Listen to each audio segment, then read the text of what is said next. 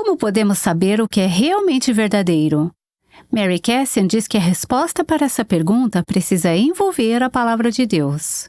Isso se alinha com a Bíblia? Se contradiz o que está na Bíblia, então não é verdadeiro. Sempre que ouvir algo, mesmo que seja de uma voz com a qual você está familiarizada, e uma voz que já ouviu antes ou uma voz reconhecida na comunidade cristã, você tem a responsabilidade de levar isso à palavra de Deus e ver se alinha.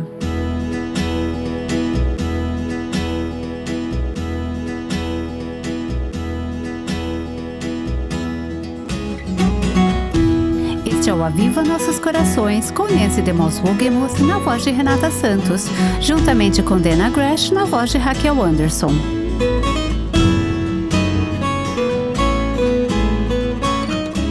Nancy, que conversa rica tivemos nos últimos dias no Aviva Nossos Corações.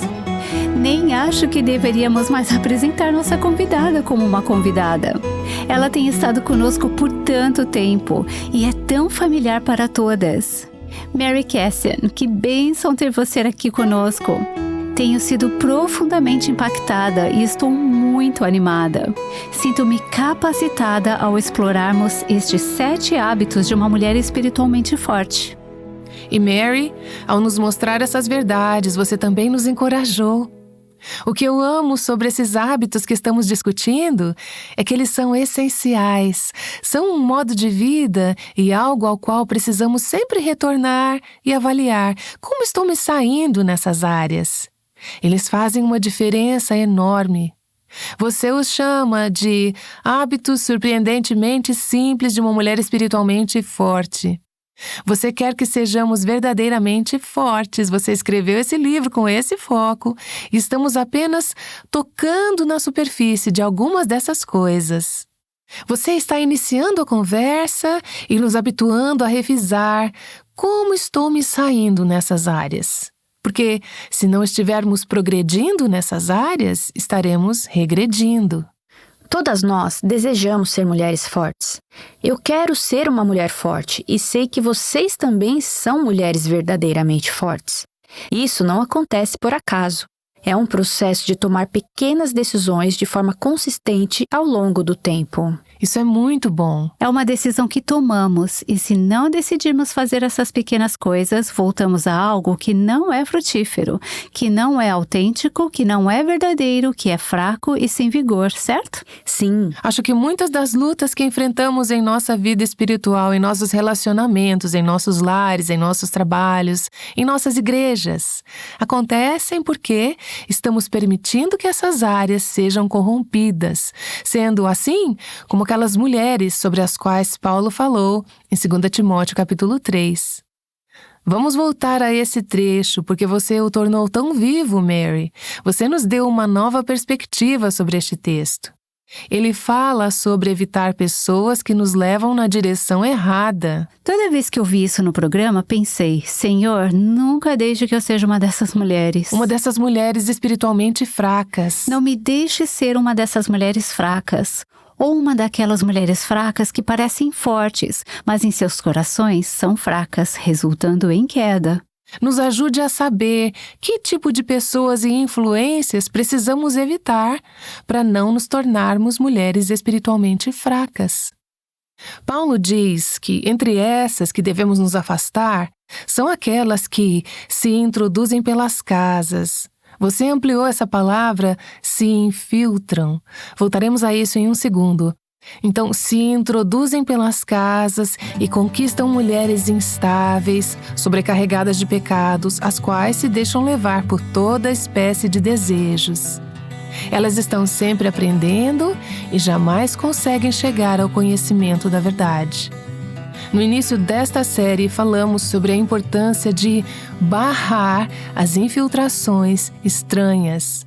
Isso pode ser uma pessoa, mas também pode ser uma forma de pensar ou uma ideologia, uma filosofia. Uma atitude que está se introduzindo e causando danos. Gastando seu tempo de maneira imprudente. Todas essas pequenas coisas que acabam se acumulando e tomando grandes proporções. Um dia encontrei uma cobra embaixo do sofá da sala. Uau!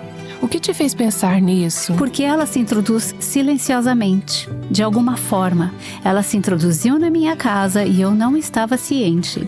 Eu não estava vigilante.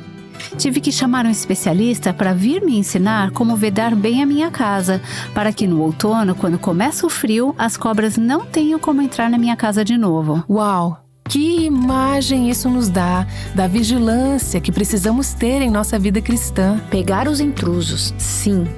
Esse é apenas o primeiro hábito. O segundo é dominar sua mente. Essas mulheres foram cativadas, foram capturadas, tinham padrões de pensamentos negativos e cheios de ideias que não eram verdadeiras, ideias que não vinham da palavra de Deus. Então, dominar suas mentes era outra coisa que elas precisavam fazer. Você é o que pensa. E o terceiro hábito, livrar-se da bagagem, porque às vezes você não pode dominar sua mente se estiver carregada pelo peso do seu passado, o peso do seu pecado, o peso de hábitos negativos e pecaminosos. Sim, e levar nosso pecado ao pé da cruz, confessá-lo e encontrar liberdade ali. Quão incrível é que temos o privilégio de fazer isso. E como mulheres fortes, fazemos isso constantemente. Pense nessas mulheres em Éfeso. Elas estavam sobrecarregadas com pecados. E isso é verdade para tantas mulheres hoje.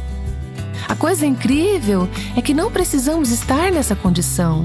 Em Cristo, podemos nos livrar desse fardo, podemos nos livrar disso. Qual foi o próximo hábito? O hábito número 4, engajar suas emoções. Não negue suas emoções, mas também não confie nelas. Não se deixe desviar por suas paixões, mas coloque-as sob o senhorio de Jesus Cristo. E o último que discutimos, Dana, você nos deu uma pequena prova sobre isso. Sim, nosso quiz, andando de acordo com o que pregamos.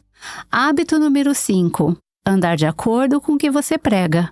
Seja autêntico, não hipócrita. Isso mesmo. Sim, pegue a palavra e aplique-a à sua vida. Não seja apenas ouvinte da palavra, mas praticante. E o hábito número 6 é o que queremos discutir hoje. Qual é esse hábito, Mary? O hábito número 6 é mantenha sua postura. Aqui lemos que essas mulheres estavam sempre aprendendo, mas nunca conseguiram alcançar, e aqui está a frase, o conhecimento da verdade. Acho que a verdade é uma daquelas coisas que em nossa cultura está em disputa. Todo mundo tem sua própria verdade. É, sua verdade, minha verdade. Penso naquela pergunta de Pôncio Pilatos, quando Cristo estava diante dele e ele disse, o que é a verdade? Em João 18:38. Como se não houvesse verdade. Existe mesmo verdade? Foi uma pergunta retórica, basicamente questionando se a verdade sequer existia. E isso é verdade em nossa cultura também. Acho que muitas pessoas estão dizendo, o que é verdade? A verdade é conformidade com um padrão ou um original. Eu sei que 1 quilo é 1 quilo porque temos um sistema de medição, certo? Um padrão. Eu sei que azul é azul porque temos um círculo cromático. Há um padrão ou um original. Quando se trata dessa área de verdade moral, temos um padrão. Um original. É interessante que em Éfeso, onde estava essa igreja para a qual Paulo estava escrevendo, Timóteo era o pastor, havia todo tipo de filosofias, ideologias e pensamentos religiosos. Isso me lembra muito algumas das coisas loucas que temos em nosso mundo hoje. Quais eram algumas das coisas com as quais eles estavam lutando ali? Bem, era uma cidade grega e Paulo até apontou em Atos que os gregos amavam aprender. Eles tinham essas coisas. Amavam ouvir filósofos, amavam ouvir professores. Muitos podcasts. Se existissem as redes sociais naquela época, eles teriam ido ao delírio, porque eles simplesmente amavam o processo de aprender e ouvir novas ideias. Isso estava enraizado em quem eles eram. E de fato, em Éfeso, historicamente, quando analisamos os documentos históricos, vemos que as mulheres também estavam sempre aprendendo. Aqui diz em nosso texto, Os homens se reuniam nas praças públicas, mas as mulheres tinham as casas enormes e imponentes, com grandes salões, convidavam suas amigas e traziam palestrantes. Elas faziam conferências, sabe? Conferências bíblicas, conferências de ideias, discussões, e estavam sempre debatendo novas ideias. E certamente havia muitas ideias influentes na época em que o Novo Testamento foi escrito, que era a época em que essas mulheres viviam. Havia o ceticismo, que basicamente expressava essa ideia: não posso conhecer a verdade, não podemos conhecer a verdade. Minha verdade é minha, sua verdade é sua. E ficamos felizes se todos vivermos em nossas próprias verdades. Essa era a ideia que veio dessa época. E havia os cínicos, que eram pessoas céticas em relação à autoridade. Eles eram cínicos, dizendo: se alguém no comando está me dizendo isso, eu não posso aceitar porque isso vem do sistema de poder. Eu não vou aceitar algo que as pessoas no poder me dizem.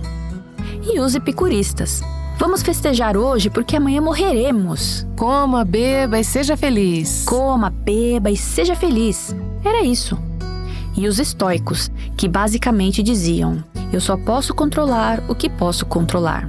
E não posso controlar o que não posso controlar. Preciso manter o controle das minhas emoções e não deixar que me controle.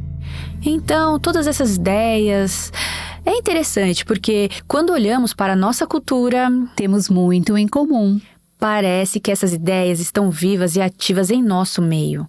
Sem dúvida, essas ideias estavam impactando as mulheres descritas em 2 Timóteo.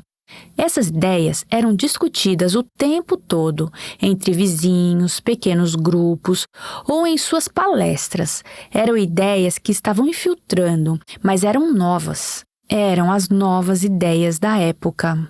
Elas estavam sempre aprendendo, mas nunca capazes de chegar ao conhecimento da verdade, nunca capazes de chegar a uma convicção sobre o que é verdade, no que você pode se firmar, no que é que você pode ter certeza. Muitos dos escritos de Paulo nos encorajam a nos firmar na verdade, que podemos conhecer a verdade, que podemos nos firmar nela com certeza. E isso não é um pensamento popular, nem mesmo em nossa cultura hoje em dia. Existem tantas ideias novas. Quais são algumas das novas ideias de hoje? Vemos as novas ideias por aí na internet. Você só precisa abrir o seu feed de rede social para ver que há muitas ideias por aí. E no mundo cristão, estamos encantados com essas novas ideias, com esses novos professores, com novas filosofias que estão vindo em nossa direção o tempo todo. E algumas delas têm um grande número de seguidoras, vendem muitos livros. Livros no topo das listas dos mais vendidos. Todo mundo, cristãos, não cristãos, agnósticos, ama alguns dos ensinamentos que contêm uma pequena aparência do cristianismo em algum desses livros. E alguns deles são chamados de cristãos. Eu entrei em um salão de cabeleireiro outro dia e uma mulher na recepção estava segurando um livro que eu reconheci. E ele está sendo vendido como um livro cristão. Ela disse: todo mundo está falando sobre este livro, o que você acha dele? Bem, eu ainda não tinha lido, mas li o suficiente sobre ele para saber que não tinha uma doutrina sólida. Pode até parecer bom, muitas pessoas gostaram muito, mas não é bíblico. E eis que me deparo com uma mulher não cristã, lendo este livro, supostamente cristão, e sendo enganada. E cristãos sendo impactados por ele. Repito, você só precisa abrir seu feed de rede social para ver cristãos discutindo essas ideias. Há um amor pelo aprendizado, um amor por falar sobre ideias. E há tanta gentileza na forma como discutem essas ideias. Não sei bem se esse é o caso, na maioria das vezes. Me desculpe, estava sendo sarcástica. Mas reconheçamos, há uma observação da verdade, uma proteção da verdade e discernimento.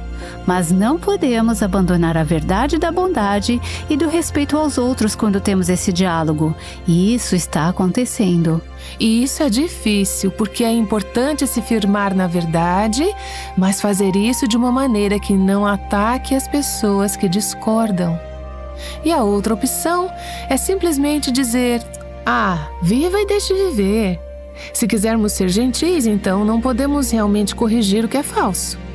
E eu acho que essa também é uma forma errada de pensar. É complicado. Porque em cada área, sexualidade, moralidade, questões de gênero, toda essa esfera política, há verdade e há uma forma de pensar biblicamente sobre essas questões que Deus deixa claro em sua palavra. Não estamos ajudando ninguém, não estamos amando a ninguém, se não dissermos: a verdade importa, as palavras importam. Há um versículo falando a verdade em amor, em Efésios 4:15. E você precisa dos dois. Você precisa da compaixão, da bondade, da humildade, mas sem a verdade, onde estamos?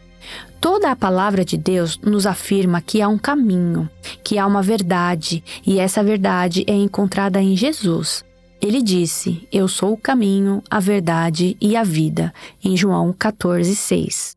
E isso foi controverso na época, e de certa forma ainda é controverso, porque as pessoas não gostam dessa ideia de um padrão externo para a verdade. Elas querem examinar os ensinamentos da Bíblia e dizer: bem, este aqui, não tenho tanta certeza. Sobre este, vou incorporá-lo ao meu sistema de valores.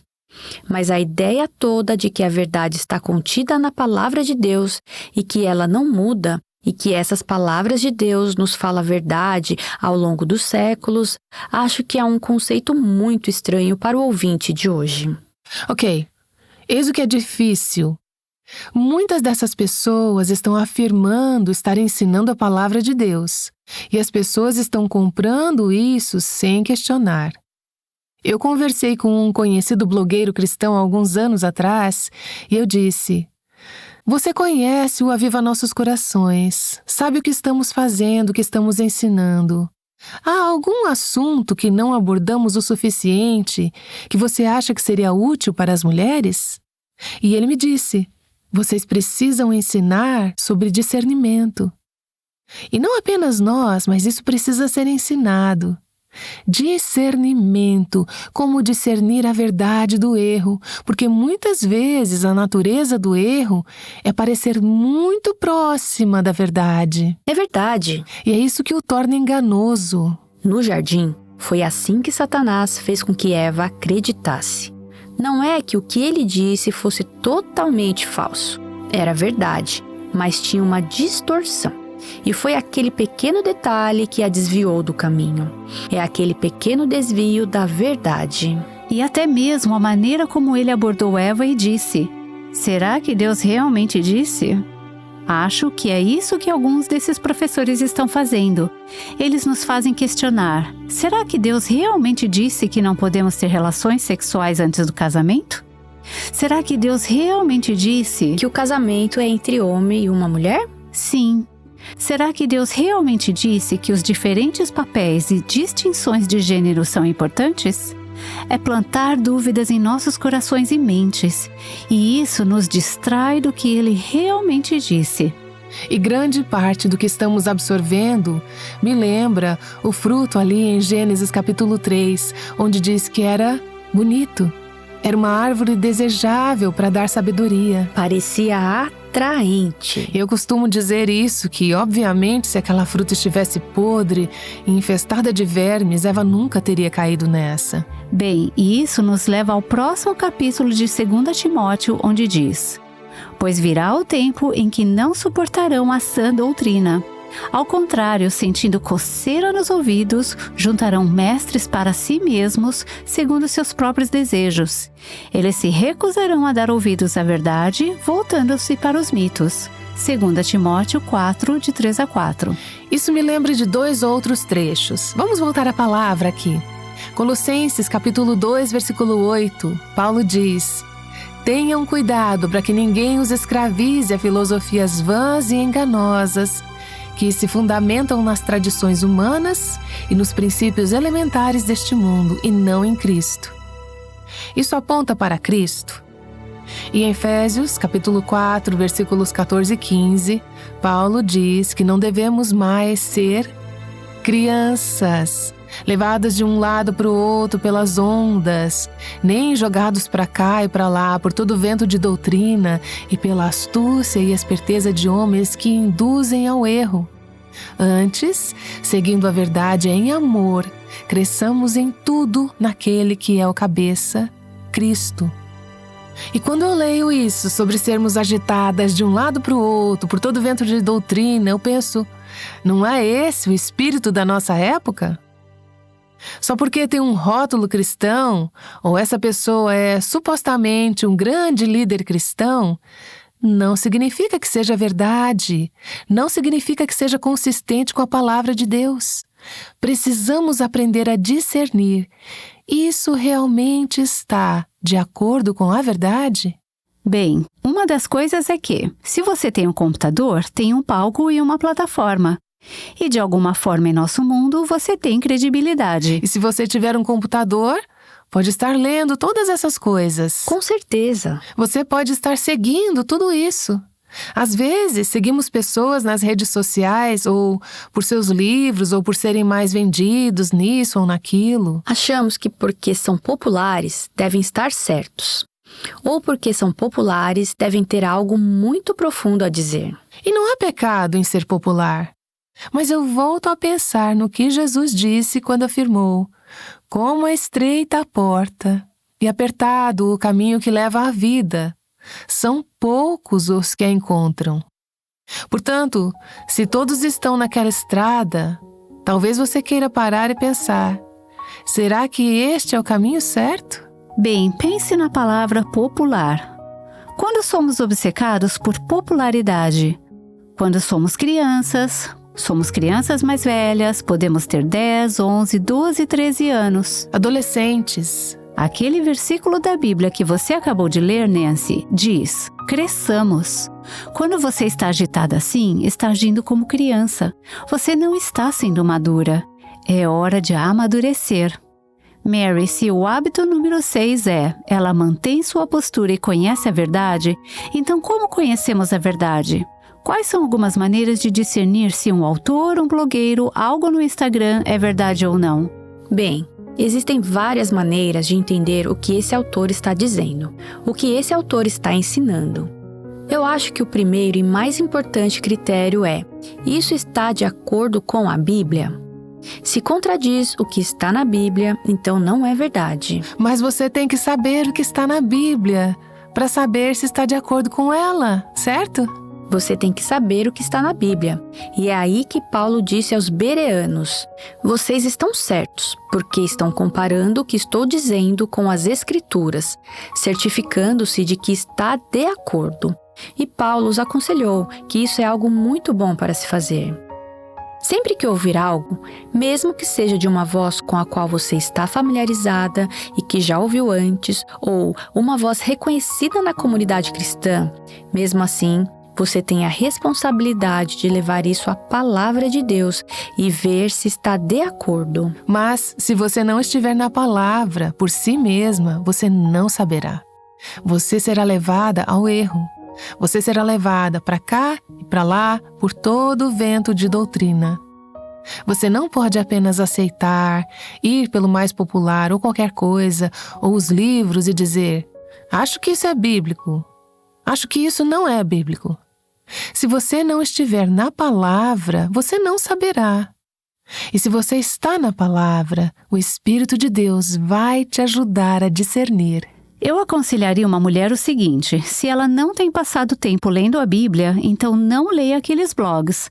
Não leia aqueles livros, não importa se são bíblicos ou não, se não estamos começando aqui na palavra. Sua capacidade de discernimento não estará ativada para o que for consumir naquele dia. Precisamos de discernimento, também porque Satanás é muito bom em usar as Escrituras de maneira errada.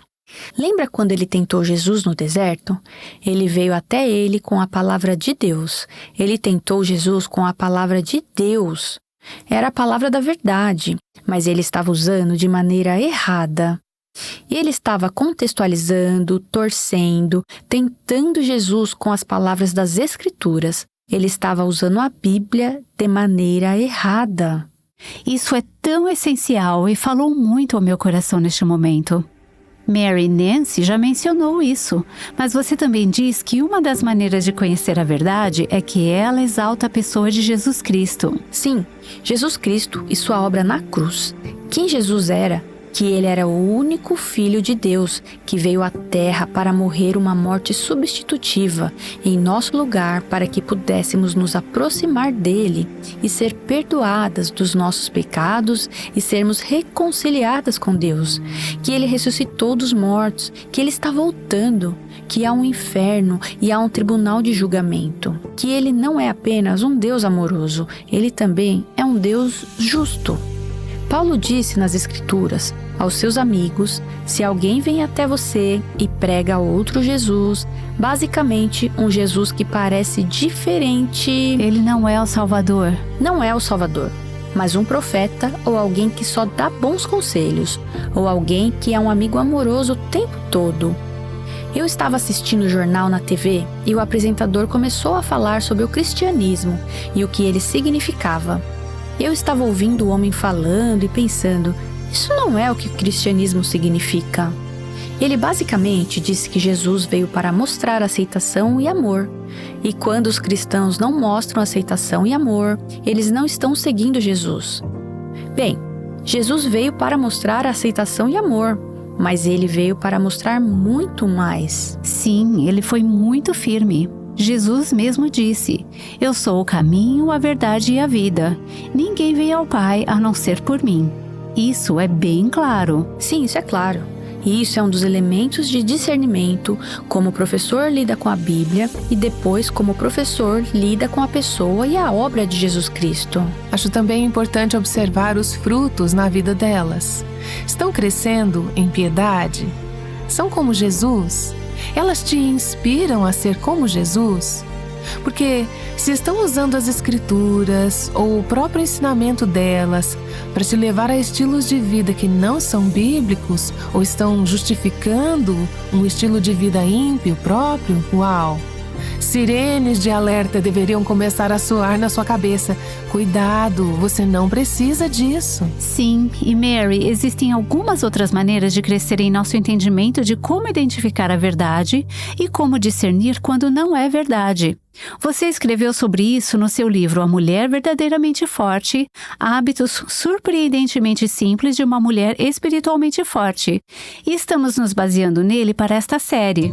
Infelizmente, este livro da Mary não está disponível em português ainda. Mary também foi coautora do livro Mulher, Sua Verdadeira Feminilidade e Design Divino e Mulher, 10 Elementos da Feminilidade e Design Interior. Ambos trazem verdades profundas sobre a feminilidade bíblica e saudável. Você pode encomendá-los no nosso site www.avivanossoscoracóis.com. Estamos muito animadas com a vinda da Mary ao Brasil. Ela será uma das palestrantes na Conferência Fiel em 2025, em Santos, de 21 a 25 de março. Clique no link aqui na transcrição para fazer sua inscrição e use o código AVIVA para ter 15% de desconto. Será uma bênção! Amanhã será o último episódio desta série. Vamos explorar o último hábito da mulher espiritualmente forte. E este é meio paradoxal. Talvez você tenha estado ouvindo todo este tempo e pensado: não me sinto forte, sinto-me fraca. Mary vai nos dizer no próximo programa como isso pode ser algo bom. É verdade. E novamente voltamos à verdadeira força, que às vezes significa ser fraca. Fraca o suficiente para reconhecer a nossa necessidade de Cristo. Eu amo que tenhamos falado sobre discernimento e voltado para as Escrituras, vivendo na Palavra de Deus. Às vezes, neste mundo moderno, os caminhos de Deus parecem antigos, antiquados e ultrapassados. E é assim que o mundo gostaria que pensássemos.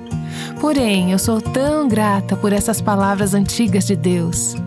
Não nossas palavras, mas as palavras dele, que foram preservadas para nós através de séculos e séculos. Elas são fiéis, são verdadeiras, são firmes, duram para sempre. E essas palavras não são apenas verdadeiras, são poderosas. Elas são destinadas a nos mudar, a nos transformar e a nos tornar cada vez mais como Jesus. Então, agradecemos a Ele por essas palavras antigas. O Aviva Nossos Corações é o ministério em língua portuguesa do Revive Our Hearts com Nancy DeMoss Wogemuth, chamando as mulheres à liberdade, à plenitude e à abundância em Cristo.